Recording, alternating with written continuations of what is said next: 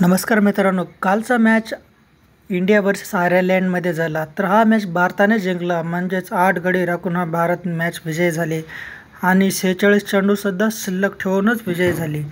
तर सुरुवातीपासून सांगायचं झालं तर भारताने टॉस जिंकला आणि रोहित शर्माने बॉलिंग करण्याचा निर्णय घेतला. तर T20 वर्ल्ड कपमध्ये स्वतःला हा काय म्हणतात परखून घेण्याचा एक निर्णय चांगला होता की तर मॅच सुरू झाल्यावर आयर्लंडने 16 ओव्हरमध्ये 96 रन बनवून सर्वच टीम ऑल आऊट झाली. अगदी 96 रनवरच सर्व खेळाडू बाद झालेत.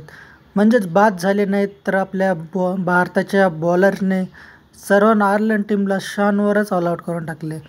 तर खरं तर ते कमी रनवरच ऑल आऊट केले असते, पण ते जर व्यवस्थित दिसलं नसतं, बरोबर वाटलं नसतं, अरे एवढ्या कमी रनवर कसं काय सर्वजण आऊट झालेत. त्यामुळे सर्वांना 96 रन एक हा चांगला स्कोअर आहे म्हणून 96 रन बनवू दिले.